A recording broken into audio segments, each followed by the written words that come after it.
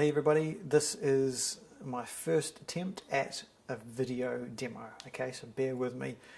My name's John Holsworth. I have my website cinemagraph.art, cinematograph artist. So just in case you're not watching this as part of the blog post, I'm recording this for my blog post. If you go to cinemagraph.art/blog, you'll see a post here about my lighting technique for a particular pack shot, following on about the post-production, how I ended up doing the finished work. So that's where this comes in. The two go together, but you can just watch this as itself on YouTube or wherever I end up putting it. So let's get into it. I'm going to take you through step by step a few of the different programs and how I've done the final edit on this pack shot, and show you an overview of those steps I took. I'm not going to go into full detail because I've already done the work. I'm not going to show you every single little mask edit point. It's a quick overview. So let's get into it. Here on screen we're in Adobe After Effects, which is where I do a lot of my color grading and composing a lot of the different elements for my cinemagraphs. This isn't a cinemagraph. I'm calling this one a motion loop because there's no actual still element which is being frozen with the surrounding video, which to me is a traditional cinemagraph. It's something which your mind thinks should be moving but isn't. And this, the still element is a pack shot. The packs are standing still, so it's just a motion loop for me.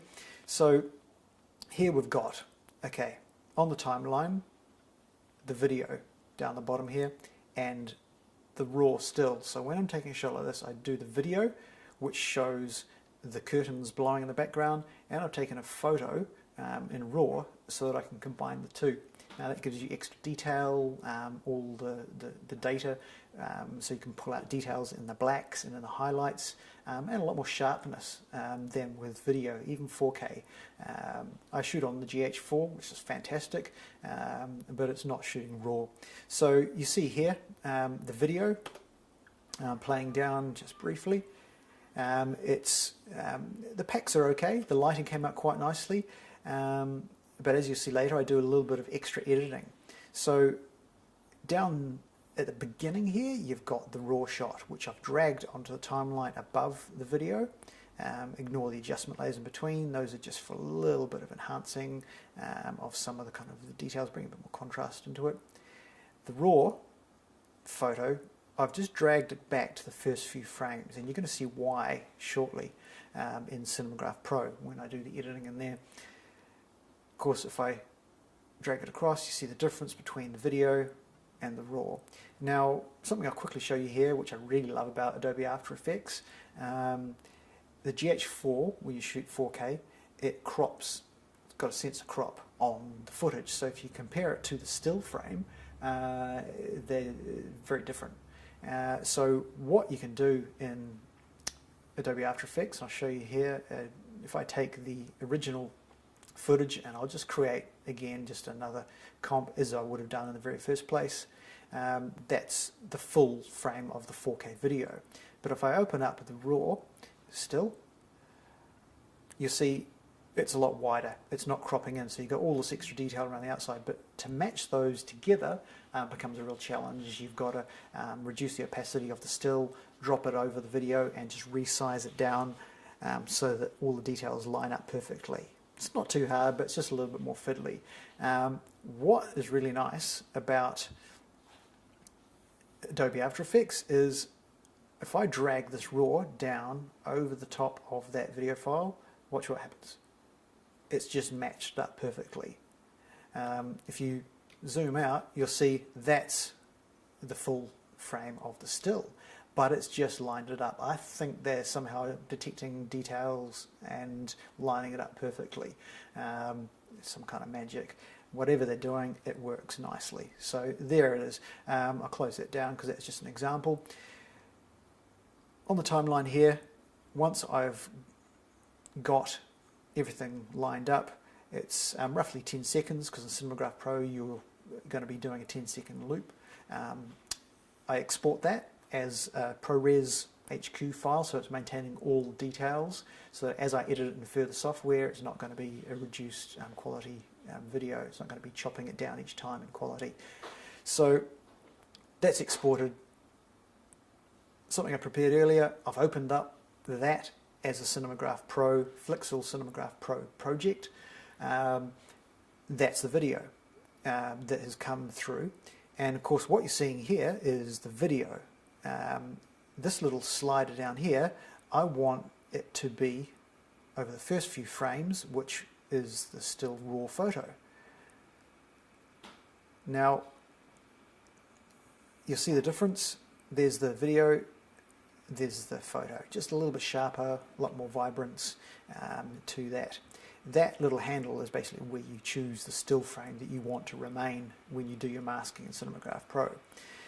So if you've, for example, with a traditional Cinemagraph, got someone running through the frame, you would use that to select exactly which frame you want to then remain still while the video moves around them. For this one it's a pack shot, but I'm using it for the same purpose. Then I've selected the in and out point on the video, just for where the curtains are going to create a nice loop. And I've just done a crossfade all the way across, so that those curtains are just looping back and forth over each other. It sort of works for that sort of motion because you're not going to see any ghosting. It's just going to look like the transparency of the curtains going back and forth over each other. It just works well. Okay, so masking in Cinemagraph Pro. For this you might say, why do you need to mask? Because it's just a static shot of packs. It's true, I wouldn't really need to. I could literally just paint the whole thing out like this, and you're not going to see any difference. But the reason why I've left these erased essentially is so that I can make some further adjustments in Photoshop. What you leave unmasked is going to be affected when you take the still frame and export it. You save it as a PNG into Photoshop. I'd open that PNG and make any adjustments that I want to on the packs themselves. Now what I found was the lighting was great, but it was a little bit dark over here on the side of the English breakfast pack, and because the Earl Grey and the Earl Grey Extra Strength were side by side, in hindsight I might have had the English breakfast in the middle. They look a bit the same. This one in real life is a lot blacker, this one's a bit grayer, so I just wanted to enhance that. So as you see, before and after, I've just blackened down the pack, I've enhanced the Extra Strength text here just so they stand a bit better, and I've brought up some of the lightness on the side of the English breakfast. So save that again just as it is as the PNG file, and in Cinemagraph Pro I import that back in. Let's do it again. Still image.png, and you'll see the little handle has disappeared because you no longer have a frame you're trying to select. You've actually brought in a separate still image, and that then becomes these packs here. Now if I brush over those to get rid of the mask, you see it's actually going back to the original video, because essentially you're just showing the video behind the still. So that's why I've had to leave that unmasked, so that that edited still is what's showing. Okay, hope that makes sense. Alright, so that is essentially your finished Cinemagraph. I've got the crossfade, I've got the mask. What I did was I uploaded that, as you always should, with Flixel to my Flixel cloud hosting gallery, and that is my finished Cinemagraph. What I of course wanted to do was create an extended version of this, which is going to zoom in on the packs, hold, pull back out, have a graphic come up, and then continue to do that, zooming in and out. Nice gentle little zoom in and out, just for an extended version. And I wanted to add some audio, like some birds chirping in the background for the garden. So what I did here was export. I still want this to stay as a Apple ProRes 422. I want it to be a lossless file, really high quality. the final loop, because it's got a crossfade, is now shortened down to only 2 seconds. So I want this to be about a 30-second file, so I've taken this up. I think I ended up doing 25, it became about 26 seconds, because I know that that gives me enough time back in After Effects to do a zoom in, hold, zoom back out, and without speeding up too much, without it feeling too rushed. So I've exported that at its full resolution. It's still a 4K file, and exported that. I won't do it again. Back in Adobe After Effects, I've created a separate project using that file, that 26-second file here. I've created a composition, and you see on the timeline here it's now 26 seconds. Because it was a 4K project, I've gone into composition settings and I've changed that to HD, to 1920 by 1080. Of course, the video remains 4K, so when I first did that, it had cropped right in on these packs, and that's exactly what I wanted. I wanted to be able to zoom right in on those packs without actually enlarging them and losing quality.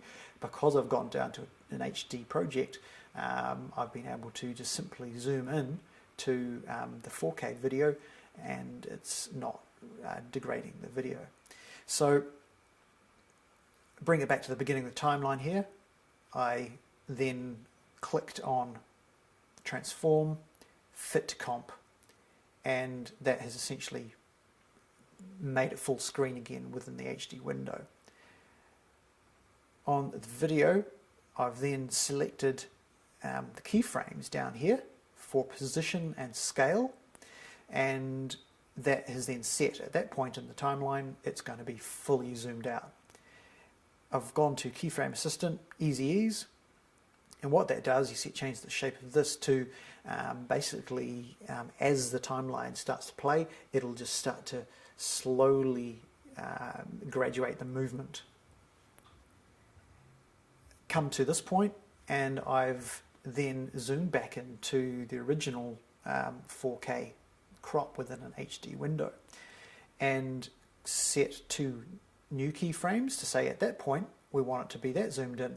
The moment you do that, it starts through the timeline to zoom into that point from where you first set it. Okay, so again, as an easy ease, it's going to ease into that point, so it feels like it's not just bang bang. It's going to start slow, zoom in, ease into it.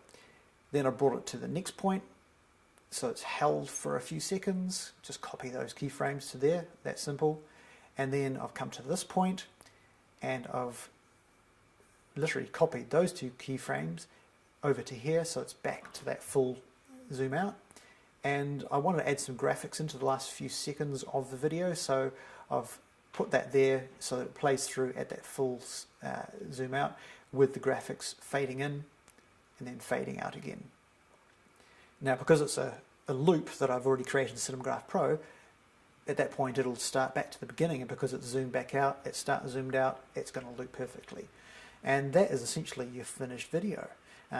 With that nice push in, you could do the same with a dolly, with the camera on a dolly, push it in nice and close, pull it back out. You get more of that perspective change, more natural, but this has the same effect and works quite well for this kind of shot.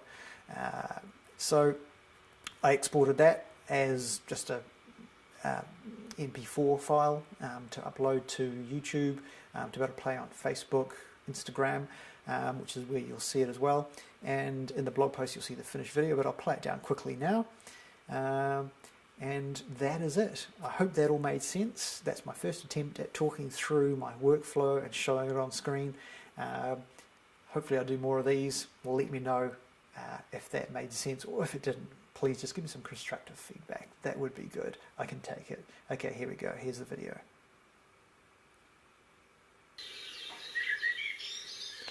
And as you can hear, I added some sound effects of nice New Zealand birds, morning, in the garden, about to make the tea, that sort of thing.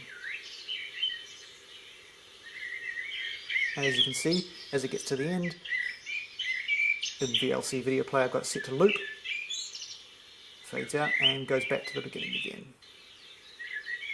The audio doesn't work perfectly, but there you have it.